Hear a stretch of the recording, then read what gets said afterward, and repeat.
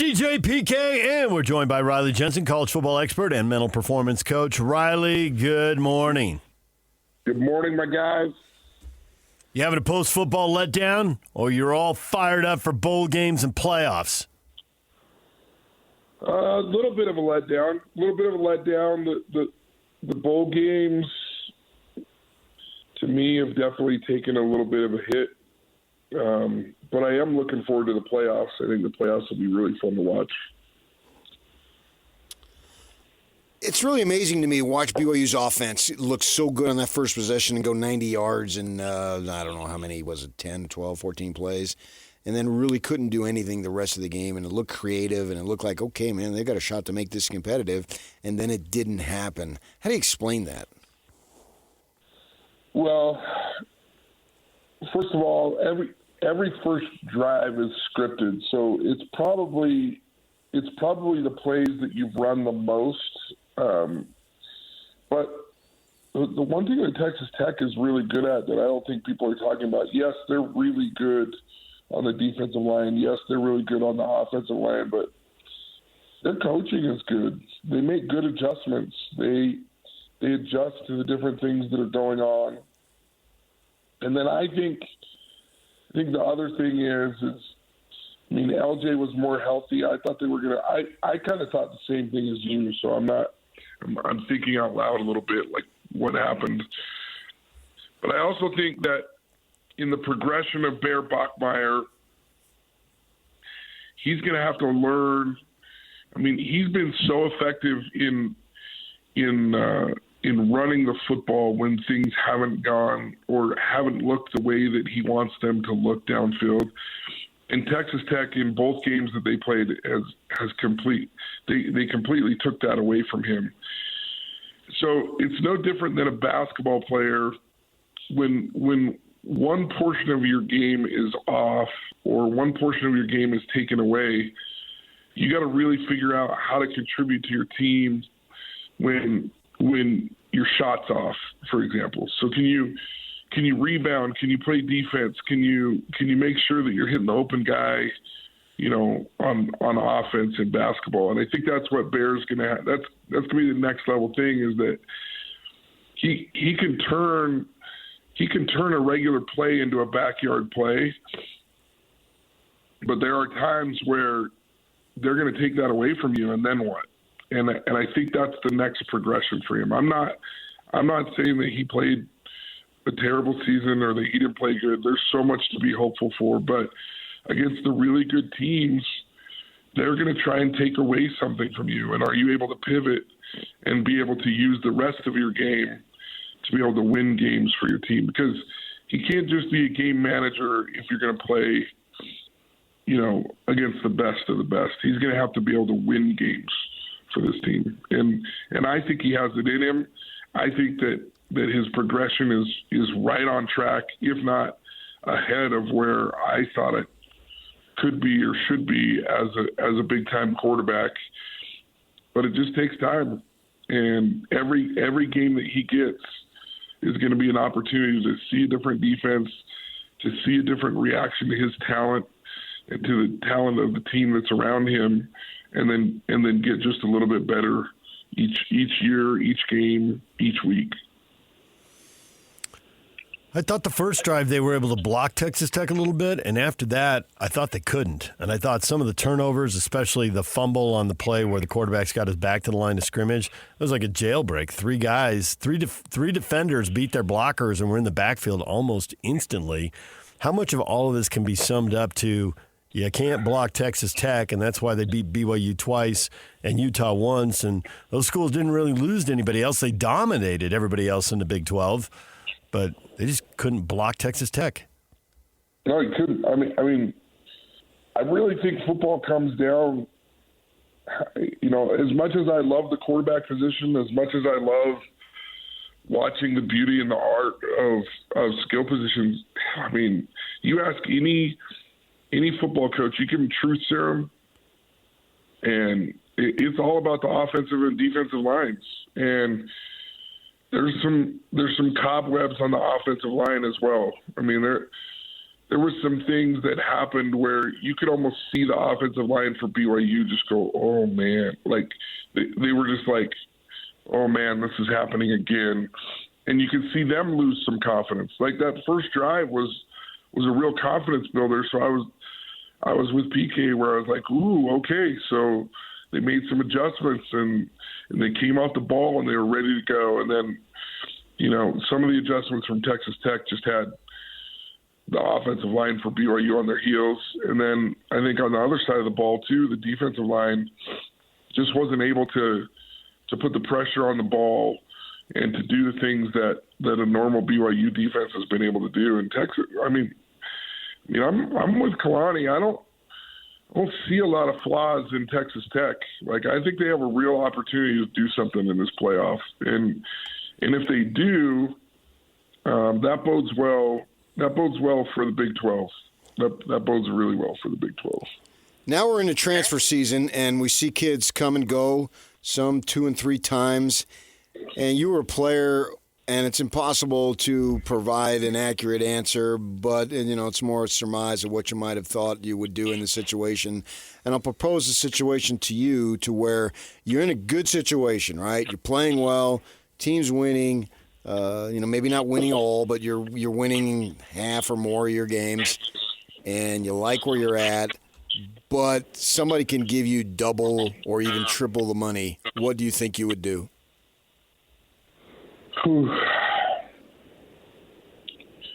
So this is a tough one, and this has a little bit to do with my history. I transferred before it was cool, and certainly way before there was any sort of money that would be involved. Here's what I think young kids are forgetting. And this is also where the money could actually make teams that aren't very good a little bit better. Is, you're now a professional athlete, and let's just say that you're playing. Let's just say you're a quarterback at Idaho State, and you started your freshman and your sophomore year, and you threw for 3,000 yards, right? And your team is competing in the FCS championships, and they're playing really well. Well, and you get offered to go play at Washington, right? Like, that's an easy choice, I think. You're not talking about that scenario, but you're talking about You're talking about a Utah State quarterback that's competing for a Mountain West Conference championship, and then somebody comes knocking on the door and doubles or triples what you're making. I think the temptation's there, especially depending on the amount of money. I was looking through the list of the top 25 paid athletes in college football. There wasn't one that was under 1.6 million. Right. That's really, really good money to get you started in life. I think it would be really, really hard to turn that down, especially but not every player's getting offered that, So it's hard for me to tell a kid not to take the money, but I will tell you that happiness doesn't exist on the other side just because you're getting paid. If you go to an average team and they're paying you a lot, football's not very fun on loss weeks. I can tell you that as a guy who's experienced 10-1 in a season and a guy who's experienced 3-8 in a season. It's not very fun when you're 3-8. I don't care who you are. It's not very fun. And so if you're getting paid a lot of money, but you're 3-8, and that's not true happiness. And you're not going to play as good as you can play when you're on a 3-8 team as well. Yeah, okay. Well, I'm looking at Sam Levitt and Sorsby, two guys in the Big 12 that played on teams that won games, right? Just this year. Obviously, Levitt had the big season last year as far as the team winning games. But both those guys have an opportunity to get way more money. But they're in good situations. But the money's going to be better someplace else. I'm just wondering, what do? You chase the money. I would never criticize somebody for chasing the money because that's exactly what it is. It's money, and that provides you with opportunities that money doesn't provide you with. And then you wonder, 10, 15 years later, should I have stayed with my guys, but I took the money? It's a dilemma for these young fellows that they find themselves in. A good dilemma, but nevertheless, it's a dilemma. Well, I think it's hard because, you have Daniels who for Sam Levitt, it's almost the exact same scenario, right? It's LSU that's probably going to poach and probably pay him between $4 and $5 million. It's a lot of money. Yeah. Dude, that's a lot of money. My thought is, though, with Sam Levitt is you're going to go pro anyway. So what are you chasing? Not just last year you were in the playoffs and you had an opportunity to take your team. So I don't know. I don't know that that's an easy decision because I think he was on that list of top 25 players. I think he was one of the lower ones at like 1.6. But he's probably going to get offered around $5 million to play. You're talking about 5 times as much as you make. Yeah. Yeah. Any of us would take that. Right. Any of us would take that right now. Yeah. I don't know exactly what your contracts are. I know what mine is, and I think 5 times more than what I'm making. I'm like, honey, I think we're moving. I think the easy math on $5 million, Riley, is if he lost half of it in taxes and spent $500,000, I don't know, bought a house and had a very small mortgage or whatever, he'd have $2 million to invest, which means that's probably $80,000. Assuming 4%, that's $80,000 a year for the rest of his life. Invested, that he doesn't have to go to work and earn. He earned whatever he does. Yeah. He's got to stay busy. Whatever he does the rest of his life is on top of this steady stream of $80,000 a year. Right. Well, that's like an annuity. Really, yeah, exactly. It's an annuity. And so that's really hard to walk away from. You still tell someone, hey, I don't want to leave ASU, but I can buy a house and get $80,000 a year for the rest of my life. And okay, well, and NFL's not off the table. It's not like he still doesn't have the opportunities. Yeah, it's a question mark for him. It could go either way. Right, but I'm just saying, it's not like because he goes to LSU, like he's not gonna have the opportunities that he has at Arizona State. So it's hard to turn down. It is. The truth is we're talking about the outliers. The 2 players that you're talking about are outliers. Yeah. I just saw a tweet this morning from a college coach that said only 40% of the players who went into the portal got picked up and were even offered a scholarship, let alone money, right? So it's easy to get lost looking at the outliers. The truth is transferring is not always what it's cracked up to be, and it never has been. The water's, the grass is greener where you water it. And I think that's still true, even with the money that's going on. Grass is greener where you water it. So I always like to, my mother said, don't bleep where you eat. And so you're talking about the grass is greener where you water it. And I kind of look at it differently. I kind of like your mom's quote's pretty good, too. I like that one. Yeah, my mother's vocabulary and DJ's mother's vocabulary was quite different. I think my mother's vocabulary and my kids' mother's vocabulary is also quite a bit different. I think that has to do with back east. I'm not going to lie. Well, you need some of that, man. Can't all be roses and sunshine all day long. I don't think – listen, my mom – I actually have this theory that moms are what makes little boys – or what make little boys tough, because dads are always going to get on their kids, right? But it's moms – that make your kids tough. My mom was actually tough on me in a lot of ways. She just didn't use curse words. My wife does both. I don't see how you live without doing both, actually.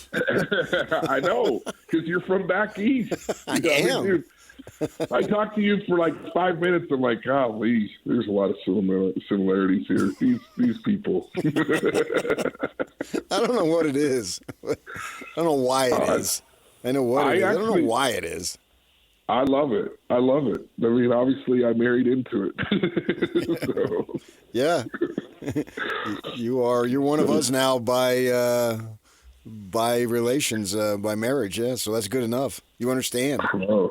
And it's funny because you'll see a coach yell at my son, and it doesn't even. It's like it's not as bad as what mom would say. I mean.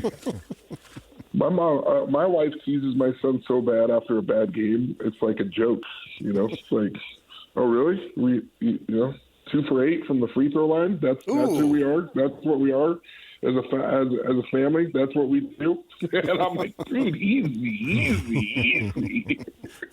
The mental health performance coach. I would not be recommending. I know. Yeah. I'm like, I don't know if this is the right approach, but. I mean, you do you. I'll do my stuff on the other side. Riley, we appreciate it as always. Thanks for joining us. We'll talk to you again next week, and there'll be a bowl game looming at that point. I'm pumped about it. It's going to be fun to watch BYU play against Georgia Tech. It's going to be fun to watch Utah against. Yeah, I mean, all the teams in the state of Utah in a bowl game. It's fun. It's really fun. Thanks, Riley. Take care. When we come back, Dick Gabriel, Big Blue Insider, host and Kentucky Wildcats sideline reporter. They've formed an LLC. The business side of college sports is changing. We'll talk with him next. And it's a Win Tickets Wednesday. We got tickets coming up. Stay with us. It's a Win Tickets Wednesday. Caller 12-801-575-ZONE and win a pair of tickets to watch Toto with Christopher Cross and the Romantics at the Utah First Credit Union Amphitheater on August 21st. Caller 12 right now, 801-575-ZONE. Start dialing. Start dialing. Good luck. And better get on the line. Oh, man. You are something. A piece of work, as they say. Yes. The Romantics are from Detroit. Oh, tying into your Michigan roots. Well, your wife's Michigan roots anyway. You married into them. Yeah. They're family now. You and your wife have been married for a while. Looks like it's going to last. You never know, but you never know. But she may wake up. You get past 20, 30 years.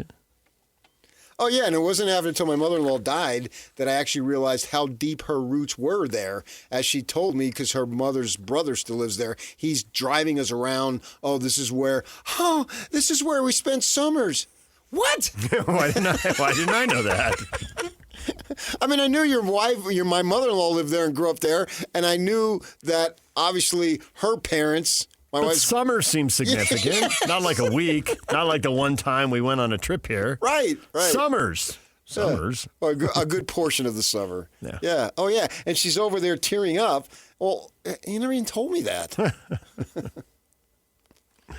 DJ PK, and we're joined now by Dick Gabriel, Big Blue Insider host and Kentucky Wildcats sideline reporter. Dick, good morning.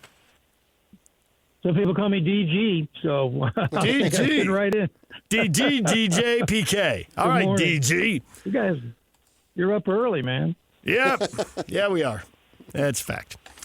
So the University of Utah announced this private equity deal for $500 million, and we found out Kentucky has done an LLC. Maybe they haven't done the same thing. Maybe they are tiptoeing towards that. We don't know much about this high finance stuff. Explain it to us like we're 5, and is it working, and how is it helping? How does it matter to the average sports fan?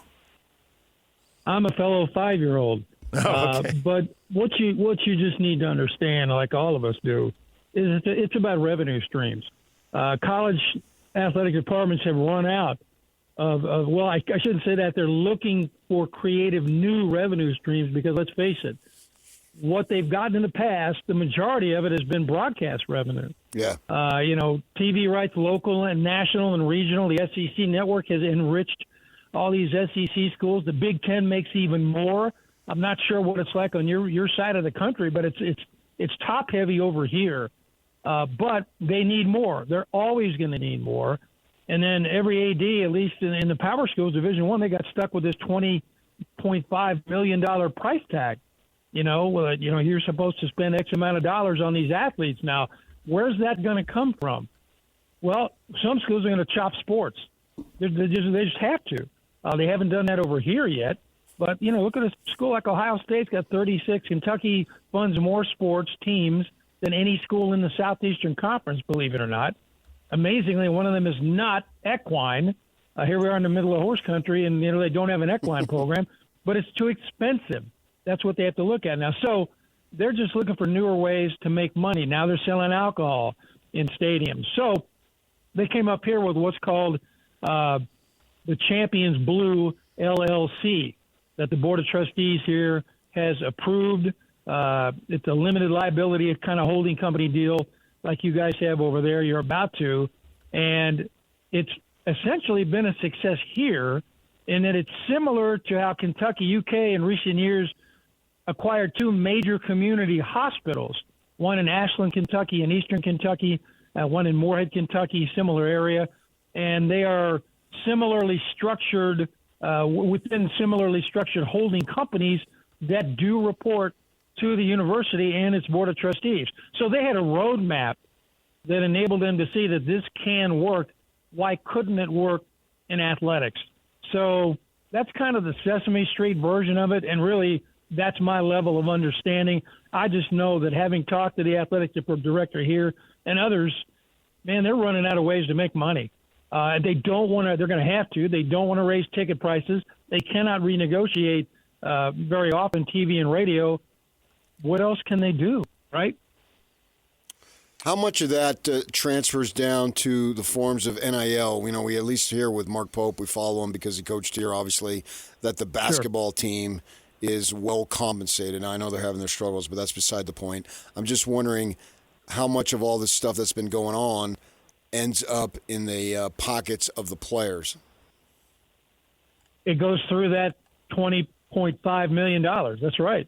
And then now the rest, in terms of the guidelines, has to come from outside entities, from donors, from companies, things like that. That's some of the structure that Mitch Barnard, the AD here, has been keeping an eye on. You cannot, and they've moved quickly to shut this down. You can't give a kid a high-paying job. You're going to pay $100,000 to make sure the lights at the football stadium aren't on tonight. That sort of stuff. That's old school graft. Yeah. So they did away with bogus jobs, or they've tried to do away with bogus jobs. You can be paid for a job, but it's got to be what Joe Bag of Donuts gets paid, not just a college athlete. So to answer your question directly, it goes into that big pool, the $20.5 million, but a lot of the NIL money comes from outside the university. It has to by rule. So these people coming in with, in the case of you here, these private equity people, they're going to want money back. And, of course, coaches need money. There's travel expenses. You got the whole staff to pay for. Now you're paying players, too. So now there's going to be another mouth to feed, essentially. And where's that money going to come from? And I'm wondering how much of it comes from facilities. At the U, they could build a new basketball arena. The old one's been there since, I think, 1969. It doesn't have luxury suites and bunker suites and all kinds of high-end stuff. Maybe there's a lot of money to be made there. Have there been not an investment in facilities like practice facilities and that kind of stuff, which are expensive but don't generate revenue? Have they done stuff with like football stadiums, with Rupp Arena? Have they done anything there? Is there anything you could tell us about how that's worked? Yes, that's a great question because University of Kentucky is a tenant in the building where it plays. Rupp Arena does not belong to the university. It belongs to the city of Lexington, to the Downtown Lexington Corporation, basically. Kentucky rents the building. And there have been years where, back when concerts were much bigger than they are now, they had to work in and around concert scheduling. The first event in Rupp Arena in 1976 was not a Kentucky basketball game, my friends. It was a Lawrence Welk concert. Of course. It's better now. Yeah. The maestro. And they filled the house. But there aren't as many events like that now. But on the other side of campus, they renovated the Kentucky football stadium several years ago.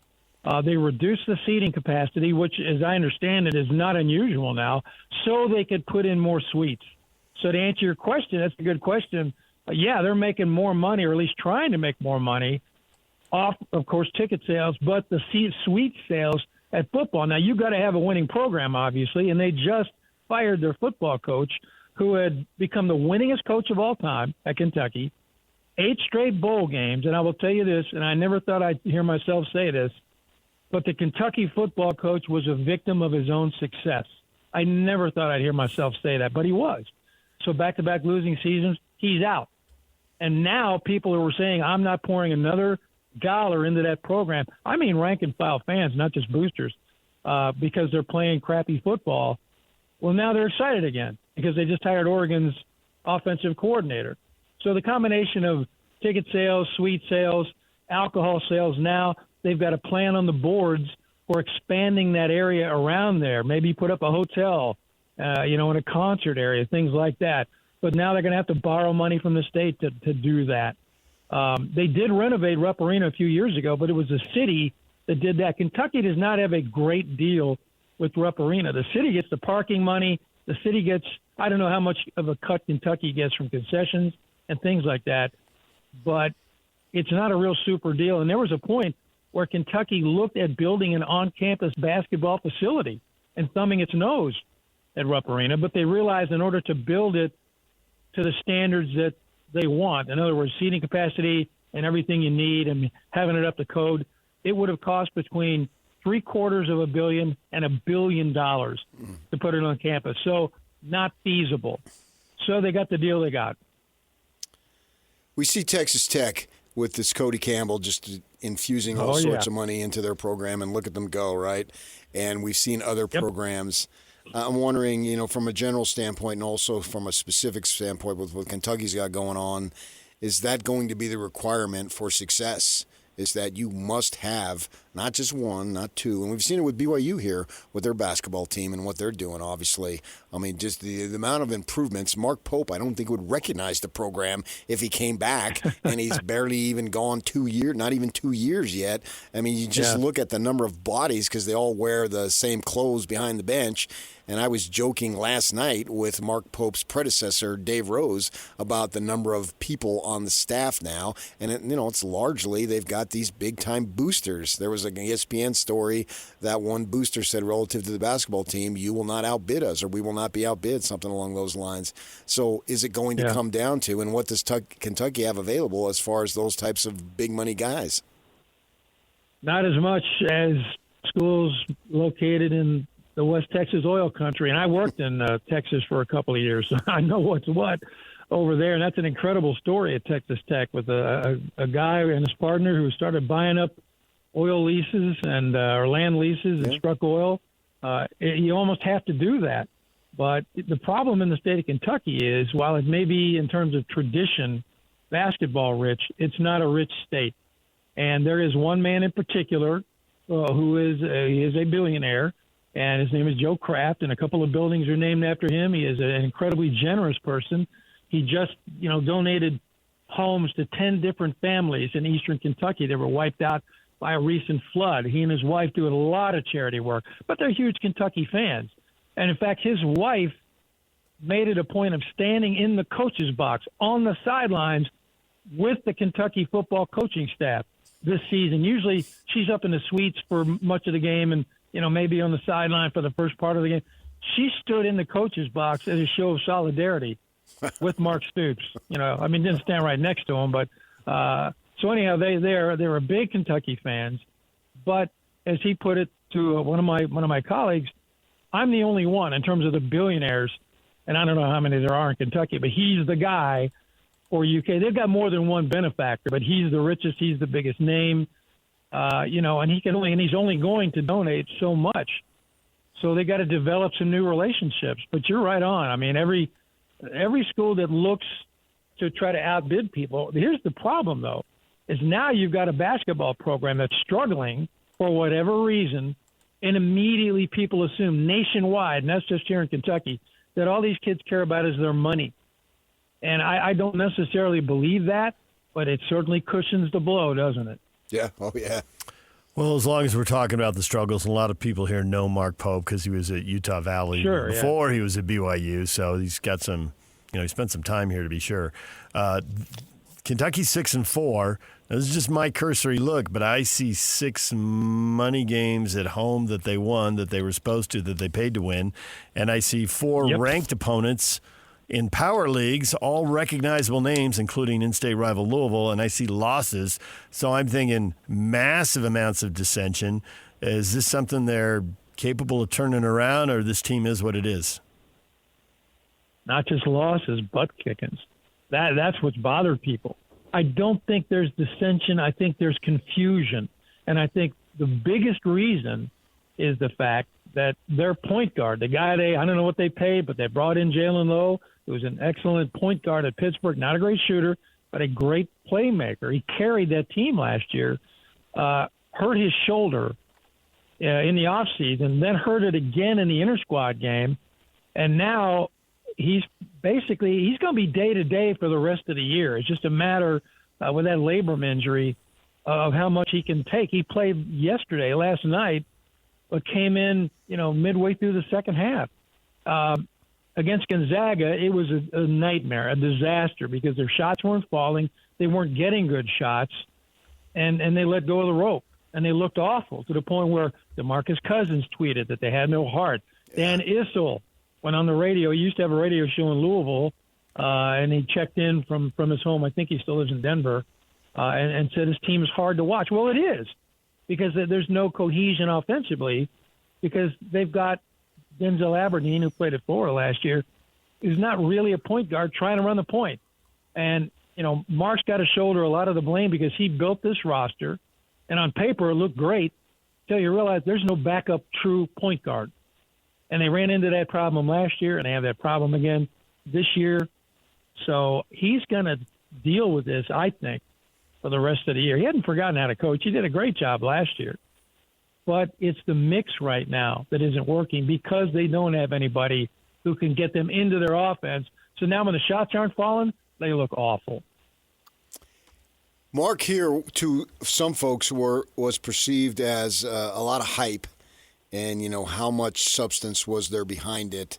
And depending on who you are, I can give you a lot of people who love the guy, and I can give you some people who think he's a big old phony. How is he received there as a person? Well, of course, this being Kentucky with the Big Blue Nation, you've already got fans who are saying this guy needs to go, But I wish you may have seen video of the news conference, which was really a pep rally the day he was introduced as the head coach. Oh, yeah, we saw And there were a lot of people back then. Oh, yeah. And as you know, there were probably a lot of people who still are skeptical about Pope. Is this the right guy for the job?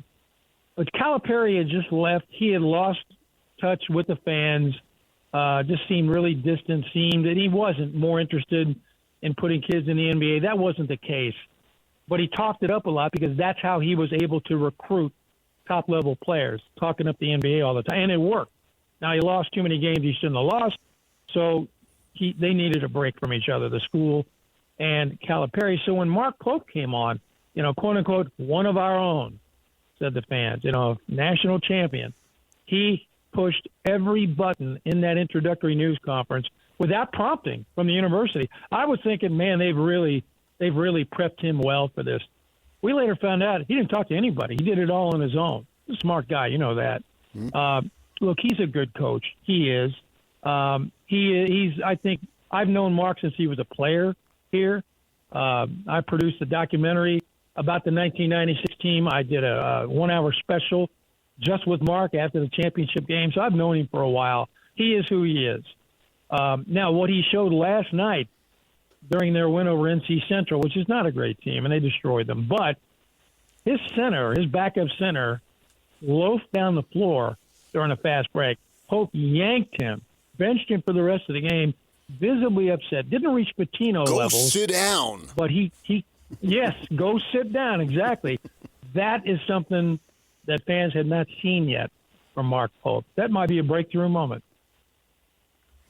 Well, DG, we appreciate the time and the perspective. Thanks for joining us. Anytime, fellas. Have a great day. All right, you too. Dick Gabriel, Big Blue insider, host, and Kentucky Wildcats sideline reporter. So money is short. You do what you can, but does that close the gap? Does that answer all the problems? Especially when it seems like everything's accelerating. I don't think the gap will ever be closed. Whatever you are, That's what you are. And then if you close the gap, those that are over there on the other side that you're closing the gap will just widen it again. It'll be a constant uphill battle. If this turns out to be a home run deal for the Utes, I hope it is. Then Ohio State's going to go hit a $750 million home run deal. They'll do it even bigger. Yeah. There's no reeling them in. And then you wonder, is BYU and Tech, are they the new teams, new kids on the block? They've decided we've got this available. And so those people, but they're few, can close the gap. But look at the gap between BYU and Texas Tech this year, and we'll see what it is in basketball when we get to it here next month and over January and February. No shortage of good teams in the Big 12 again. Yeah. The tests are coming. But it's different this year. BYU's tested themselves a half dozen times. Whereas last year, I think there were one or two tests. Well, and it didn't give them a full read. Kevin didn't have the schedule. Right. Yeah. And he changed that this year. All right, DJ and PK, it's 97.5. We'll have more on that game coming up. What a wild game last night at Madison Square Garden. Stay with us. That's on the way right here on The Zone. This is JJ and Alex. I got these. There's another conversation to be had about the 12-team playoff, how BYU was treated by that committee this time around, which is very, very discouraging and disappointing because BYU did not get the respect that they deserved. They were underranked the entire process, which put them behind the eight ball unfairly. When you take their resume and you match it up with Miami and Notre Dame and even Alabama, you can make a case for BYU needing to be ahead of those teams. They said BYU wasn't in before going into this week. Well, why not? You should have punished them after the Big 12 championship game. And why did BYU get punished for playing the Big 12 championship game and Alabama didn't? Alabama's sitting right now with 3 losses. One of those losses with double-digit loss to a 5-7 team, and they replayed the team that they beat that everyone's hanging their hat on with that game and that win over Georgia, and they got absolutely boat raced on the same Saturday that BYU did. Why are they getting excused? They didn't even move. Catch JJ and Alex afternoons from 3 to 7 on 97.5, the KSL Sports Zone.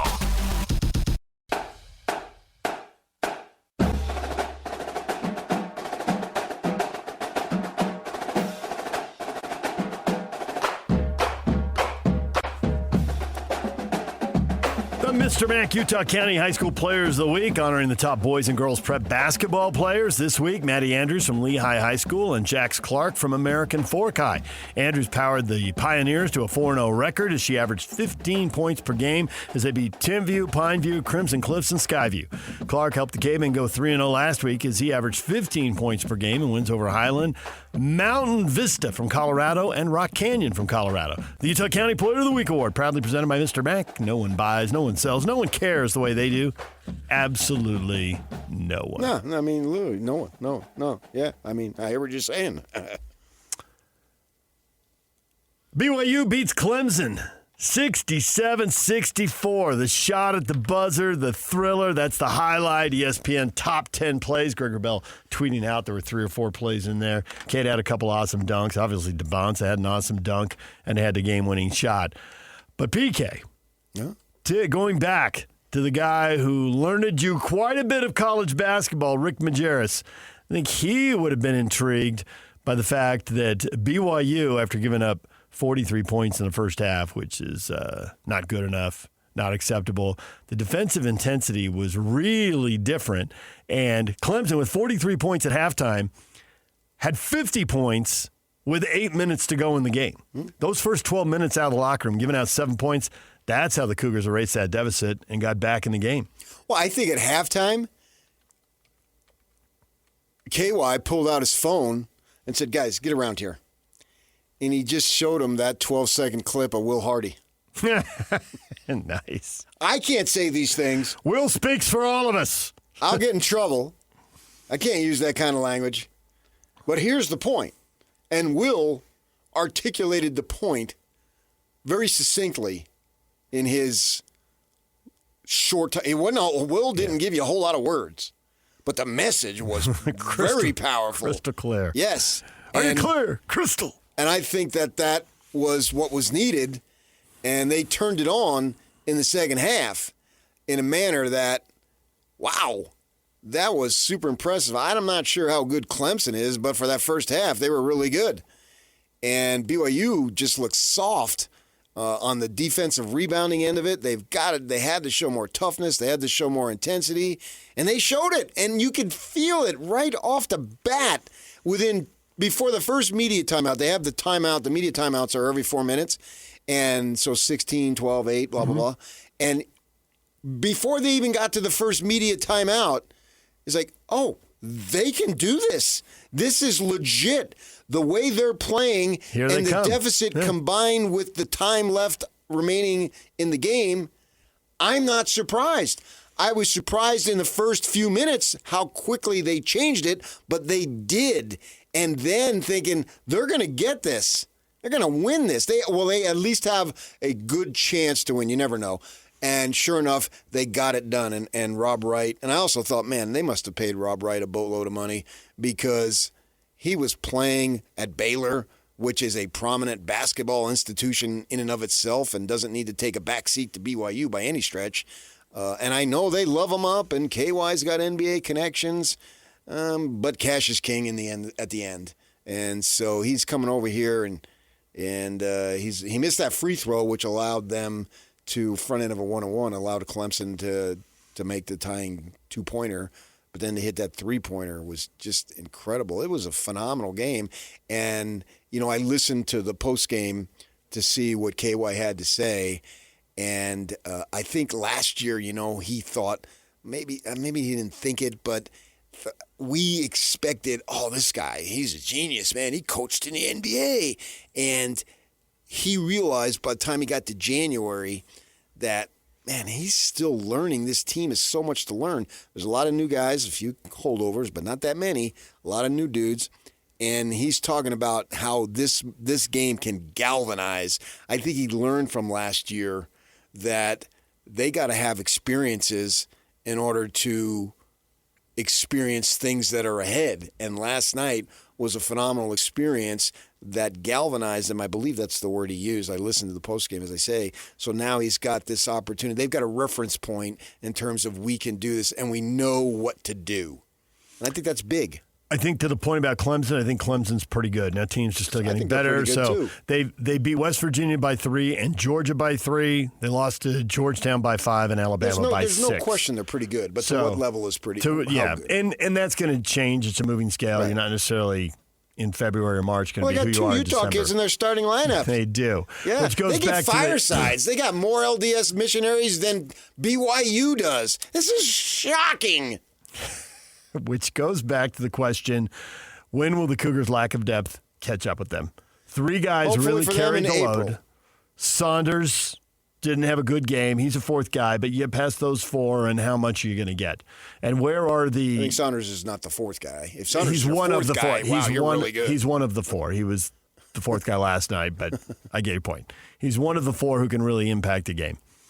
Yeah, shots didn't go in for him. And where are what Dave Rose famously told you, and this really stuck with you, and then it stuck with me as you repeat it over and over, where are the program guys? Mm-hmm. Yeah. Dave Rose sitting in the 2nd row last night. I said, dude, man, where'd you get those seats? Membership has its privileges. He's still part of the basketball program. He knows people. He does know people. Exactly. They've signed a couple of kids from Timpview. I think one will probably go on a mission and one probably won't, I'm guessing. I got to help them this year. Right. So in the long run, though, do they find those program guys, and do they find guys that maybe they should have gotten now with the transfer portal, bring people home? How many Utah kids are spread wherever all over the country? I think they missed the boat on not going after Welling. Yeah. And I was told during the game, I said, what up with this kid? And he's a Corner Canyon kid, so my wife had him in school. So I've known the kid, not known personally, but I've known of him for years. Right. And when Caba goes out, gosh, they're in a world of hurt, and they got to hope that he stays healthy and stays out of foul trouble because he's a beast, and they need him desperately. And they don't have they got a lot of athletes, but Majerus was the king of this. I'll just have you position I need you to. Here's what you need to do. If you do this, your role. And Dave Rose did that. And the problem is that the world has changed just in the time Dave was coaching. And even Dave, I can remember sitting in Dave's office at the new facility, not the Marriott Center. Mm-hmm. And he was lamenting all the transfers because he was the one who dropped the phenomenal line to me. Kids, as they're leaving half court, or leaving the court to go in the locker room, they look up and their dads give them their latest Ken Palm individual rating as they're walking off the court. Great. That'll help. Said every coach ever. And they all want to be the man, and so some kids don't want to be programmed guys, but they're part of a team, and they're valuable parts of a team. And I don't know who's it going to be. Their weaknesses clearly is their bench and their defensive rebounding. They're going to have to address that, but I don't know how they're going to address it. It's up to KY and his 42-member staff to develop bench guys. Out. Right. You got to have them. You can't just play everybody 36, 37 minutes. Or you can. They will in the biggest games. They can't in every game. Understood. Yeah, they will in the biggest games. But you'll have more bigger games because your bench is weaker. All right, DJ and PK. Tonight, PK, there's hockey to watch, 7 o'clock. You got that Corner Canyon game on ESPN or ESPN2. The mythical National High School Championship. Oh, it's not mythical. It's real. He's going to be here head to toe tomorrow if they win this thing. The two BYU recruits are at Timpview. Timpview's number 1 in 5A. They're playing the number 1 team in 4A tonight. Dixie, KSLSports.com. So now you two have transitioned from all soccer to all preps. Well, you can't be all of multiple things. My God, I know, but somehow you are. That's my point. Well, there's only so many hours in the day. It was all soccer. Now it's all preps with the two of yous. We're in the off season, PK. Suck. In the off season, what? Like soccer? We're in there 4 weeks. Yep. All Utah, all BYU. Oh, soccer free agency's opening. Yeah, it's on. We got to play the hits, guys. That's why we're talking BYU. That was the biggest game of the night, right there. And when we come back, that point about transferring, about program guys, about playing time versus money, you have a stat. I love me a stat. This is where everything intersects, PK. And it all comes together. And coaches are selling what they've got to sell. And this coach sold a stat, and it is super meaningful if you're a high school kid trying to figure out what to do in college. We'll get to that next. Stay with us.